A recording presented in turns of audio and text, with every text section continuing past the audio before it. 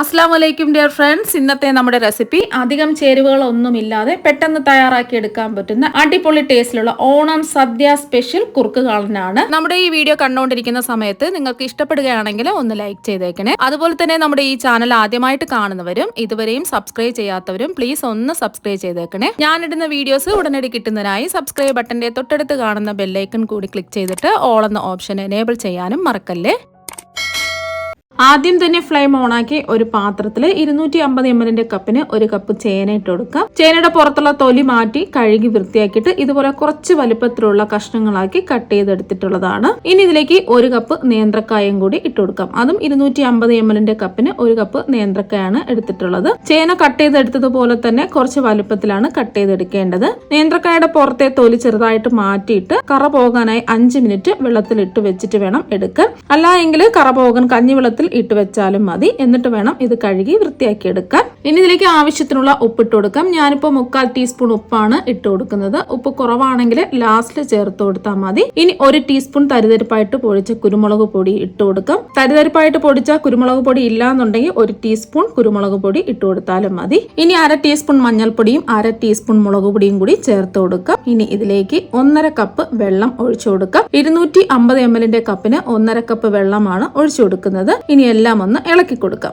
ചേനയും കായും ഒന്ന് വെന്ത് വരട്ടെ. ഇടയ്ക്കിടയ്ക്ക് ഒന്ന് ഇളക്കി കൊടുക്കാം. ഇത് മൂടി വെക്കേണ്ട ആവശ്യമൊന്നുമില്ല. ചേനയും കായും വെന്ത് വരുന്ന സമയം കൊണ്ട് ഒരു ബൗളില് 2 കപ്പ് തൈര് ഒഴിച്ചു കൊടുക്കാം. 250 ml കപ്പിന് 2 കപ്പ് തൈരാണ് എടുത്തിട്ടുള്ളത്. ഇനി തൈര് കട്ടകളൊന്നും ഇല്ലാതെ ഹാൻഡ് വിസ്ക് വെച്ചോ ഒരു സ്പൂൺ വെച്ചോ ഒന്ന് നന്നായിട്ട് ഉടച്ചെടുക്കാം. ഒന്നുകിൽ ഹാൻഡ് വിസ്ക് വെച്ച് ഉടച്ചെടുക്കുക, അല്ലെങ്കിൽ മിക്സിയിലിട്ട് ജസ്റ്റ് ഒന്ന് അടിച്ചെടുത്താലും മതി. ഇപ്പൊ ഞാൻ ഹാൻഡ് വിസ്ക് വെച്ച് നല്ലോണം കട്ടകളൊന്നും ഇല്ലാതെ ഉടച്ച് തൈര് എടുത്തിട്ടുണ്ട്. ഈ ഒരു രീതിക്ക് ഒട്ടും കട്ടകളൊന്നും ഇല്ലാതെ നല്ല സ്മൂത്ത് ആയിട്ട് വേണം ഉടച്ചെടുക്കേണ്ടത്. ഇനി ചേനയും നേന്ത്രക്കായും വെന്തിട്ടുണ്ടെന്ന് നോക്കാം. ഞാൻ ഇടയ്ക്കിടയ്ക്ക് ഇളക്കി കൊടുത്തിട്ടുണ്ടായിരുന്നു. ഇപ്പൊ കടലെ ഒട്ടും വെള്ളമൊന്നുമില്ലാതെ വെള്ളമൊക്കെ വറ്റി ചേന എല്ലാം വെന്ത് വന്നിട്ടുണ്ട്. ചേന വേവിച്ചെടുക്കുന്നതിനാണ് സമയം എടുക്കുന്നത്. ചില ചേന പെട്ടെന്ന് വെന്ത് കിട്ടും, ചില ചേന പെട്ടെന്ന് വെന്ത് കിട്ടില്ല.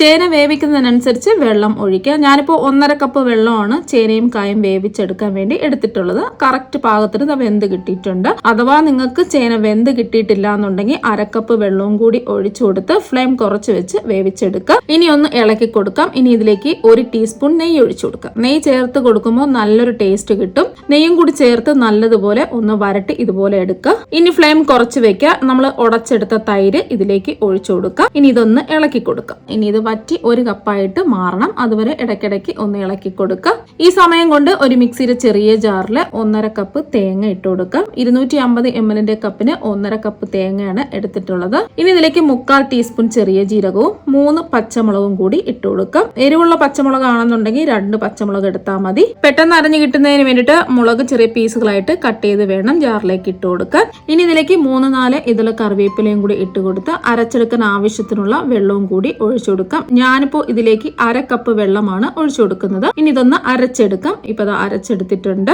ഇപ്പൊ കണ്ടില്ലേ, തൈര് തിളച്ച് കുറച്ച് ലൂസായിട്ട് വന്നിട്ടുണ്ട്. പക്ഷെ തൈര് പിരിഞ്ഞൊന്നും പോയിട്ടില്ല. തൈര് ഒഴിച്ചു കൊടുത്തതിന് ശേഷം ഫ്ലെയിം കുറച്ച് വെച്ചിട്ട് കൈവിടാതെ ഇളക്കി കൊടുത്താൽ തൈര് പിരിഞ്ഞൊന്നും പോയില്ല. ഇപ്പൊ നല്ലതുപോലെ തിളച്ച് പകുതി വറ്റി വന്നിട്ടുണ്ട്. ഇപ്പൊ കണ്ടില്ലേ, 1 കപ്പായിട്ട് തൈര് കുറുകി വന്നിട്ടുണ്ട്.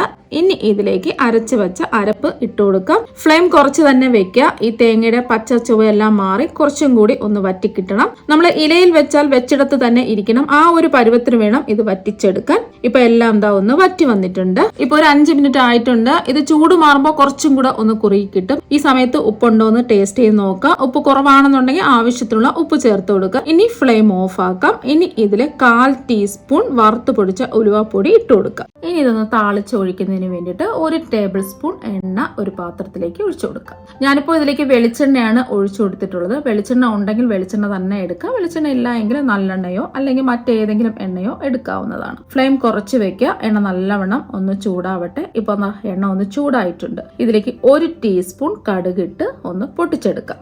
ഇപ്പൊ കടുകെല്ലാം ഒന്ന് പൊട്ടി വന്നിട്ടുണ്ട്. ഇനി ഇതിലേക്ക് 3 വറ്റൽമുളക് ചെറുതായിട്ട് കട്ട് ചെയ്തതും അതുപോലെ 1 തണ്ട് കറിവേപ്പിലയും കൂടി ഇട്ട് കൊടുത്ത് ഒന്ന് ഇളക്കി കൊടുത്തതിന് ശേഷം ഫ്ലെയിം ഓഫ് ആക്കാം. ഇനി കടുക് താളിച്ചത് ആ ചൂടോട് കൂടി തന്നെ ഉലുവാപ്പൊടിയുടെ മുകളിലായിട്ട് ഒഴിച്ചു കൊടുക്കാം. ഇനി കടുക് താളിച്ചതിന്റെ മുകളിലായിട്ട് 1 ടീസ്പൂൺ നെയ്യും കൂടി ഒഴിച്ചു കൊടുക്കാം. ഇനി എല്ലാം ഒന്ന് ഇളക്കി കൊടുക്കാം. ഇതിൽ നെയ്യും തൈരുമാണ് നല്ല ടേസ്റ്റ് കൊടുക്കുന്നത്. തൈര് വറ്റിച്ചെടുക്കുന്നതിന് ഒരു പ്രത്യേക ടേസ്റ്റ് ആണ്. വറ്റിച്ചെടുത്ത തൈരിന്റെ കൂടെ ആ നെയ്യും കൂടി ചേർത്ത് കൊടുക്കുമ്പോൾ ഇതിന്റെ ടേസ്റ്റ് പറഞ്ഞറിയിക്കാൻ പറ്റില്ല. ഇപ്പൊ നമ്മുടെ ഓണം സദ്യ സ്പെഷ്യൽ കുറുക്ക് കാളൻ ഇവിടെ റെഡി ആയിട്ടുണ്ട്. അപ്പൊ നിങ്ങൾ എല്ലാവരും ഈ ഓണത്തിന് ഇതുപോലൊരു കുറുക്ക് കാളൻ തയ്യാറാക്കി നോക്കുക. എല്ലാവർക്കും ഒരുപോലെ ഇഷ്ടമാകും. അപ്പൊ നമുക്ക് മറ്റൊരു ഓണം സ്പെഷ്യൽ വീഡിയോ ആയിട്ട് വീണ്ടും കാണാം. താങ്ക്